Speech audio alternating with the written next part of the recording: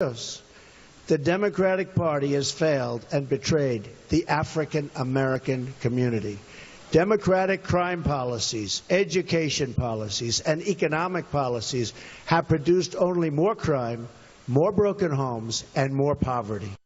Kristin, I want to ask you about that particular moment in his speech. Is that something that is likely to resonate with African Americans? Absolutely. It's true that there's a big difference between courting the black vote and actually getting the black vote, but it's also true that you won't get the black vote if you don't ask for it.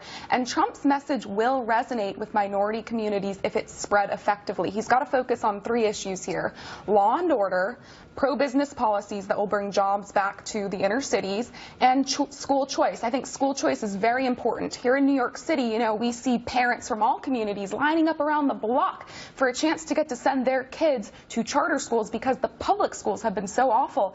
And meanwhile, Obama and other politicians send their own kids to expensive private schools in limos while depriving minority communities of school choice. So Trump has got to reach out to parents who want a brighter future for their kids. Could that be effective? Let's pull this back a second. Right now, Donald Trump is polling at between 1 and 2%. That is below Barry Goldwater, who voted against the Civil Rights Act. That is below George Wallace, who's a segregationalist. So this is a man right now who, if he thinks he's going to win with the African-American vote, that's a joke. What this is all about is 2 things. He is trying to put a dent in the Democratic organization in getting African-American vote out. They're putting forward massive voter registration efforts in places like Georgia, which is now on the map for Democrats. That was never on the map before. But why it's on the map is because there's massive voter registration efforts in Georgia among minority communities, and including Latinos. And so what Donald Trump is trying to do, he's trying to push into that so that these people don't turn out and vote. Kristin, are you worried? Well, look,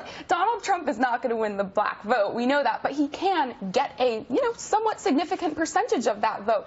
Look at what's happening in our inner cities right now. Look at Chicago. There have been 400. Those inner cities are safer than they've ever been in history. Look at the national Chicago stats. This month alone. 2 cities happen to have spikes in the last year. But in 20 years in Chicago. All right, we're going to have to get into that in another discussion. Kristin Tate and Namiki Const. Thank you. Thank you both. John. Jenna.